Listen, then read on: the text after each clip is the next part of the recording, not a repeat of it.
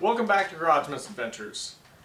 We are going to try our hand at some home Japanning, and Japanning or Japan Black is a finish that was commonly used on Stanley planes and other tools back in the early 1900s. So there are quite a few Japanning recipes floating around on the internet. The particular one that I'm going to follow is one that I found on woodcentral.com. No affiliation, that's just the one that I decided to follow. They all vary a little bit in the proportions, but they all have the same basic ingredients.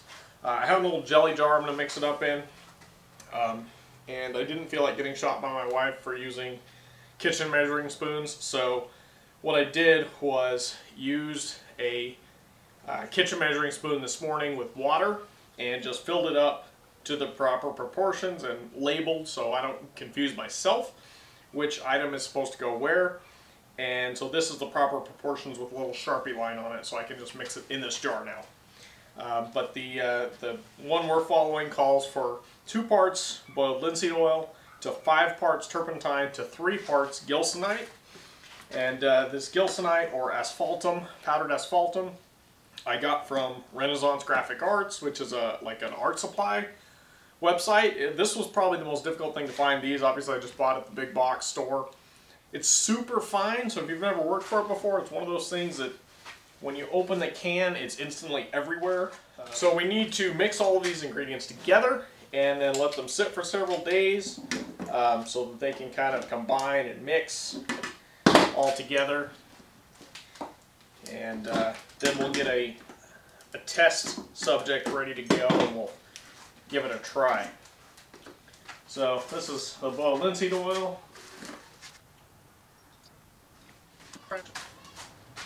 Here goes the turpentine. Alright, and now we'll open this and see how much of a mess we can make.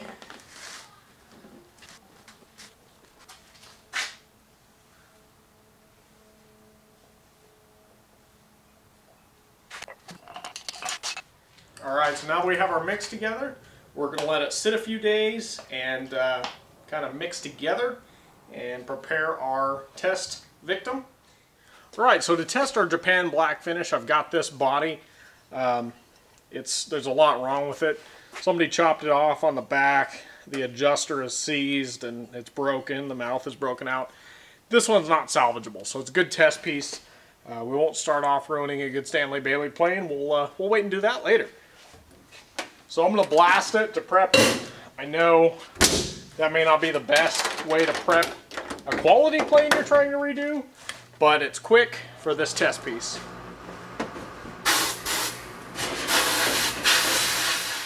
Alright, so we blasted all the old crud off of it, and it should be good enough to use as a test piece. Alright, so I was pretty impressed with how thick this mixture got. If this was Dairy Queen, it would pass the blizzard test.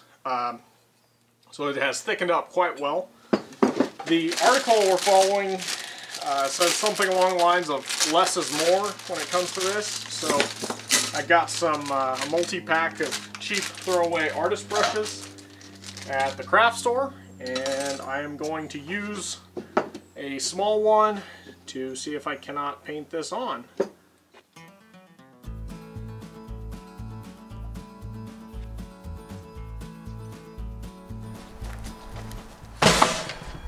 Got this fine piece of culinary excellence right here on Facebook Marketplace for $10.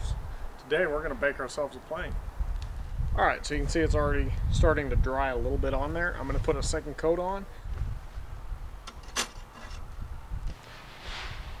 We're going to start at 150 and we'll slowly increase that and see what happens. Alright, so one of the main reasons we're doing this test piece, because I couldn't tell you how many pieces of how many projects I've ruined by sticking my finger in paint or glue or sealant that wasn't quite dry yet. So I really want to see how much it actually takes to get this stuff dry. So half an hour at 150, it is definitely not set. You can see it starting to flow together a little bit better than it was before. So we'll up the temperature and give it another go. Alright, so we're finished with 300 for 30 minutes, and it's kind of sat in there for a while. It really is starting to flow together nicely, but it is still a little tacky. It's a lot better than it was, but it's starting to look a lot better and a lot more even. We'll go another 30 at 450. All right, let's check it out. All right, so after the 30 minutes at 450, it's actually starting to ripple a little bit here, and it was really starting to flow out nicely at 300. So I'm not sure if maybe a little bit more time at the lower temperature would have been good. It's still a little soft, so it hasn't completely hardened up yet. So I'm going to go ahead and do another half hour because. All right, so it's the next morning, and I wasn't able to. It got dark on me, so I wasn't able to show you the results. But once it finished at 450, there were some ripples here that showed up at that higher temperature. It's very hard, and it has a nice sheen to it, but these ripples and things I don't really like. At 300, it was flowing out really nicely. So the nice thing about doing a test piece like this, we're going to throw it back in the blaster, we're going to blast it, and we're going to try a different temperature range to see if we can't get some better, more smooth results. I'm going to try lower temperature for longer and see what happens.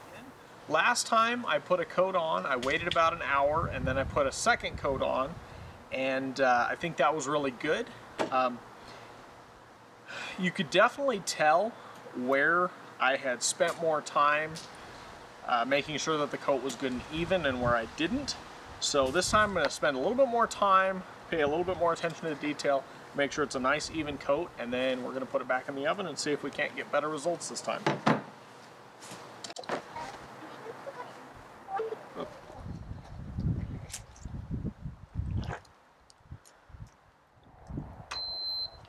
Alright, so last time we started at 150 for half an hour, and that didn't really seem to do anything, but 300, it was really starting to flow nicely and look really good. So this time we're going to do 250, and we'll do that for half an hour and see what it looks like after half an hour.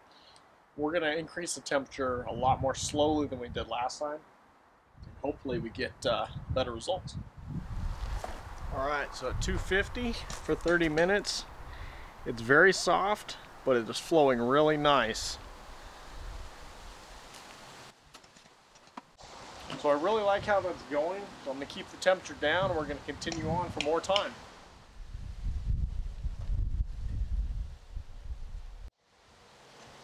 So it's looking really nice right now. I don't want to touch it because I don't want to, there's not a great way to grab it without ruining the, or putting a finger in the finish. But I don't want to mess it up like we did last time by putting it on hotter. It's still soft. So we're going to go another 30 at 300 and see what happens. Alright, so we've done an hour at 300 now.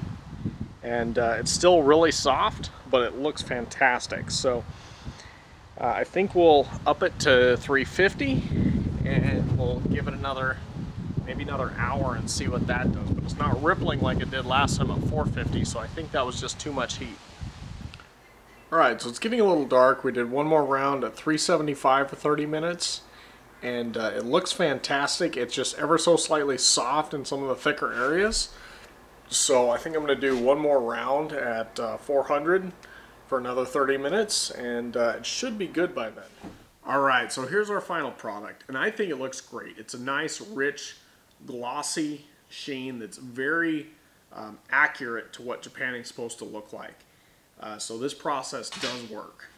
I know some guys just use engine enamel when they're restoring their planes and other tools, and I'm sure that works fine. I like to try to find the most authentic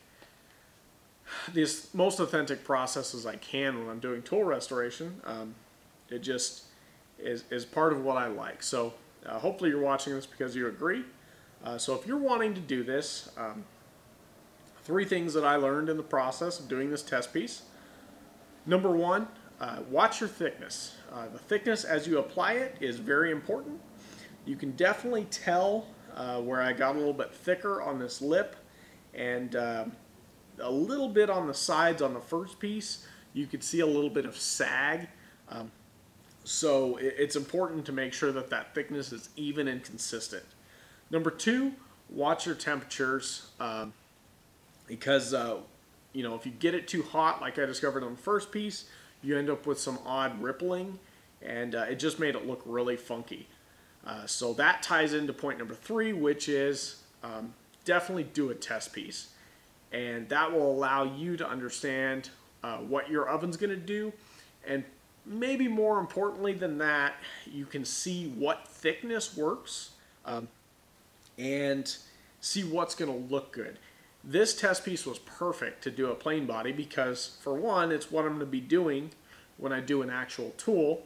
And it has vertical surfaces, so you can see how thick is too thick. It's going to sag, and these large areas here just leave nothing to the imagination. So you can definitely tell what's happening if you have it too thick, if you have your temperature too hot, etc.